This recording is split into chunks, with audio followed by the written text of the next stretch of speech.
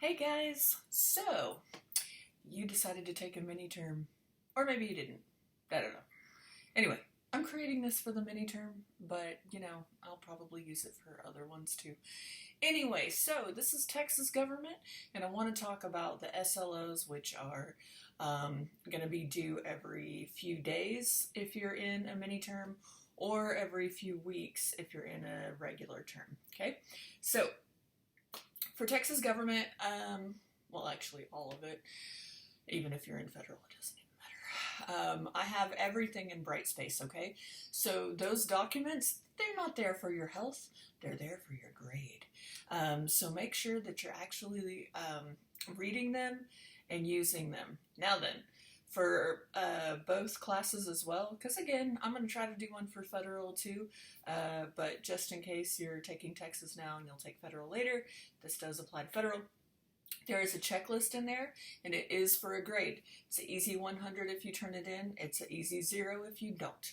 I do not take late work, so even if it is 1 minute late, it's going to be a 0. So please, please, please make sure that you turn everything in on time. So if it's due, for instance, for you guys in a mini term, it's due every couple of days. If it's due at 11:30 at night, I would suggest turning it in at 5 o'clock. And that way you can go out of Brightspace, come back in, make sure it uploaded. If you are in a regular class, I would suggest if it's due on Friday, turn it in on Wednesday or Thursday. It's 5 paragraphs, come on. On that checklist, it has everything you need to know about how to do the SLO as far as a shortened version. Okay, so it's going to remind you, hey, this is APA format, so you need a cover sheet. These are the things you need on the cover sheet.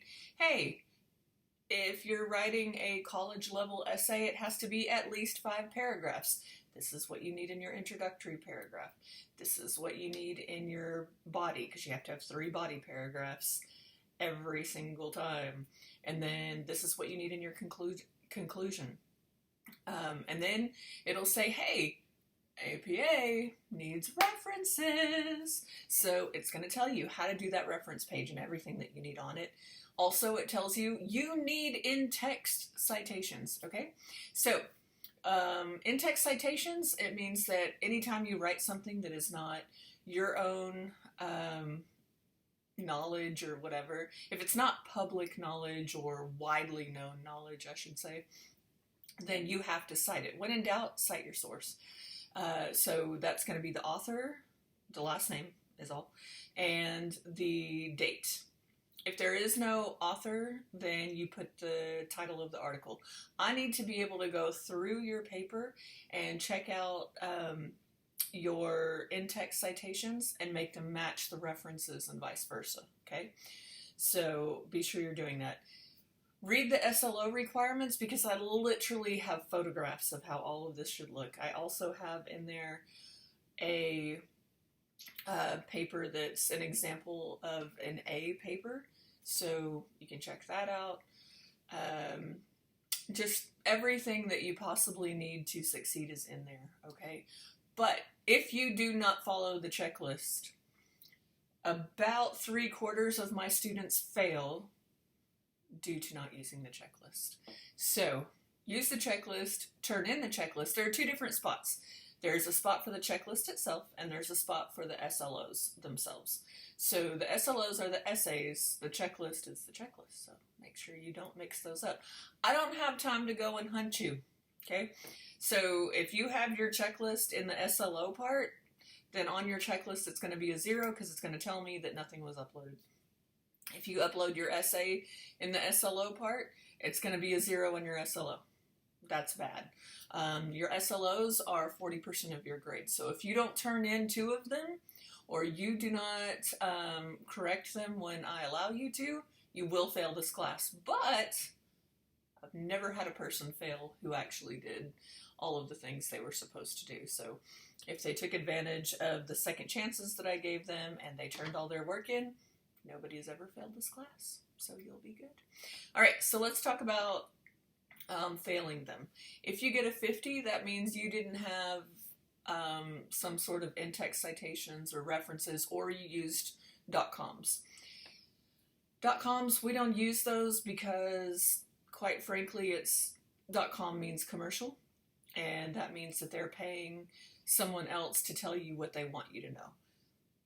Well, I mean, if somebody were to pay me to create propaganda, I probably still wouldn't do it, but some people would, and so you never know who that is. So we don't use .coms because they're not accurate. Be careful with .orgs because they are often inaccurate. If you got a .edu or a .gov, superb. That's what you want to have, okay? So try to keep to that. Let's see here. I will give you a couple of days after I grade all of the SLOs in order to correct them, okay? So make sure you're looking at your grades in Brightspace, all right? I can't do that for you because there are too many of you and I can't just email you one at a time, okay? I mean, I guess I can, but I don't have time to do that. So make sure you are keeping up with your grades. Make sure that you can access your email because, quite frankly, if it's not your email for the school and it's like a Gmail, I don't know that it's you. And due to federal regulations, I can't talk to anybody about your work, your grades, like anything except for you. So I can't tell your mom, your dad, your spouse, your brother, your sister, your dog, your lizard, your alien. I don't know what you got going on in your house, but either way, can't do it. So make sure you always have access to Brightspace and also to your email. I do not accept any sort of exceptions to not turning your stuff in on time, okay? The reason being is that in a mini term, everything goes so fast. But in a regular term, you know, I've had students who found out they had stage 4 cancer and they still got their stuff in on time. They were literally in labor on the day it was due. They turned it in early, even though they were in labor early. But they had been writing it throughout the weeks that they had to do it. It's 5 paragraphs, y'all. Come on, man. I will say that I had a student very close to me, and that he is my child. And one time he didn't turn in his SLO, and so he got a 0. I'm just saying. So make sure that you're turning your stuff in, okay?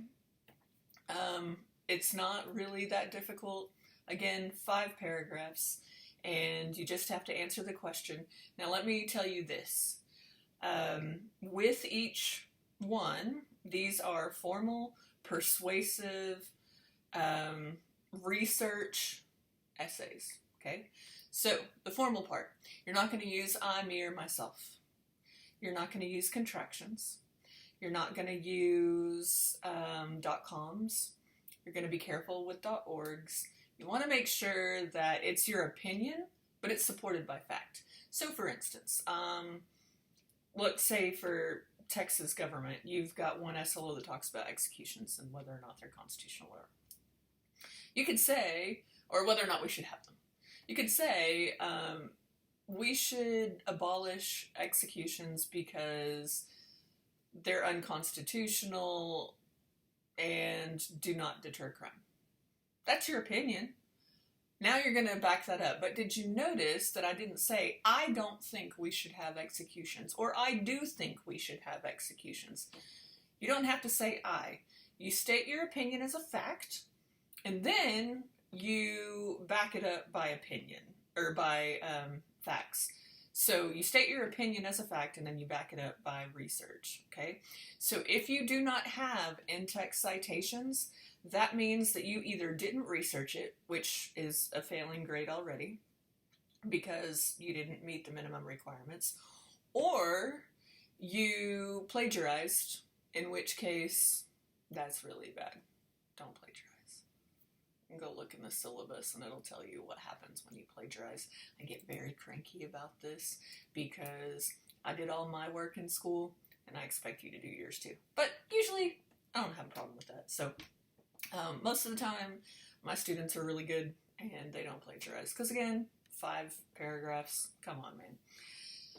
Okay, so let's get to it.